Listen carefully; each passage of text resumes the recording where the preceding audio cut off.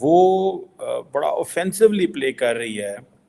और आजकल मैं देख रहा हूँ कि आए रोज़ पहले आपने देखा होगा रेड सी के अंदर इंडिया ने अनप्रेसिडेंटेड किस्म की जो डिप्लॉयमेंट्स हैं वो की हैं, और इसको ज़ाहिर बात है इंटरनेशनल कम्युनिटी ने भी ऑब्ज़र्व किया है। और कहा जा रहा है कि इंडिया ने तकरीबन 1 डज़न वॉरशिप्स जो हैं रेड सी के करीब डिप्लॉय की है, और लार्जली कहा जा रहा है पायरेसी के हवाले से।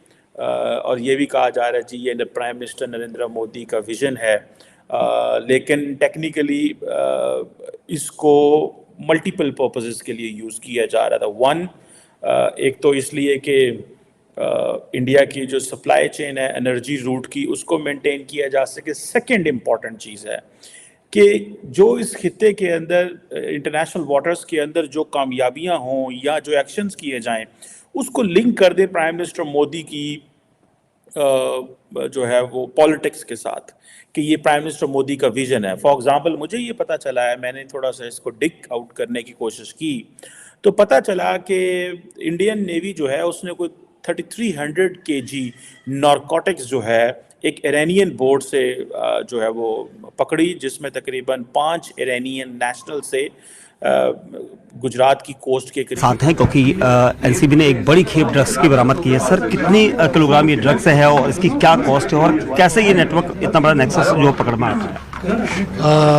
ये 3300 किलो से ज़्यादा ड्रग्स हैं, कंसाइनमेंट है, और लगभग या तो 1300 करोड़ से लेकर 2000 करोड़ तक का value depending on the market हो सकता है।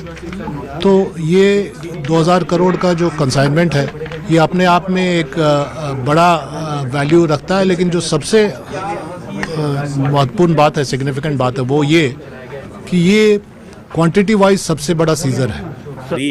और कहा जा रहा है कि ये जॉइंट ऑपरेशन था नारकोटिक्स कंट्रोल ब्यूरो और गुजरात एंटी टेररिज्म स्क्वाड और नेवी वगैरह का। लेकिन इंटरेस्टिंग बात ये है कि इंडिया इसको पाकिस्तान से भी लिंक करता है।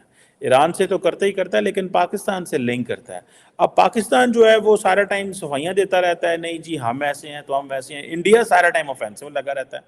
मुझे तो ये समझ नहीं आती पाकिस्तानी उन लोगों की, ओहदेदारों की। हम कहते रहते हैं जी कि वो डोमेस्टिक मीडिया और इंटरनेशनल माइलेज हासिल करना चाहता है इंडिया, बिल्कुल ठीक है, करना चाहता है, लेकिन क्वेश्चन ये आता है कि जो चीज़ें इंडिया कर रहा है क्या पाकिस्तान नहीं ये कर सकता?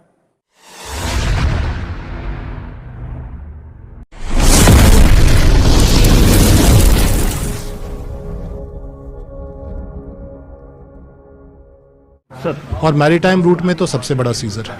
समुद्र के इस्तेमाल को लेकर जो ड्रग्स तस्कर हैं वो काफ़ी हद तक जो विदेशी धरती से यहाँ पर आ रहा है, तो समुद्र का कितना इस्तेमाल भारत में इस तरह से किया जा रहा है? देखिए, पिछले 5 से 10 साल में समुद्र का इस्तेमाल ज़्यादा से ज़्यादा होने लगा है, और हम लोगों को ये ध्यान देना पड़ेगा कि हमारे वेस्ट साइड में अफ़गानिस्तान, ईरान का जो डेथ ट्रायंगल है, जिसको पहले गोल्डन ट्रायंगल की संज्ञा दी गई थी, उसी तरह म्यांमार की तरफ डेथ ट्रायंगल म्यांमार की तरफ है और डेथ क्रेसेंट अफगानिस्तान की तरफ है। तो दोनों के बीच में हम लोग सैंडविच हैं। तो ये कोशिशें लगातार होती रहेंगी और इसीलिए बहुत अलर्टनेस की ज़रूरत है, और उसी अलर्टनेस का नतीजा है कि एनसीबी और नेवी ने मिलकर और गुजरात एटीएस ने मिलकर ये कार्रवाई को अंजाम दिया है। सर, क्योंकि आप पहले से ही एनसीबी काफ़ी हद तक जो ड्रग्स सिंडिकेट है उनको नकेल कस रही है, तो ये जो लोग पकड़े गए हैं ये कौन लोग हैं, कहाँ के ओरिजिन है इनका? ऐसा प्रतीत होता है कि या तो ये ईरानियन है या पाकिस्तानी है, लेकिन अभी आइडेंटिटी एस्टैब्लिश नहीं हुई है, वो अपना आइडेंटिटी छुपा रहे हैं। ये इन्वेस्टिगेशन में पता चल जाएगा कि कहाँ से हैं। अभी आइडेंटिटी पेपर्स उनके कुछ भी नहीं मिले हैं, तो आगे तहकीकात की बात है कि कौन एग्जैक्टली हैं और कहाँ से आए। सर, एक सवाल और कि कैसे यहाँ तक पहुँची, क्योंकि कोई क्या पाकिस्तान नहीं अपना एक ये जो सिचुएशन को बिल्ड कर सकता? अब पाकिस्तान कहता है जी इंडिया डिसइंफॉर्मेशन कैंपेन लॉन्च करता है।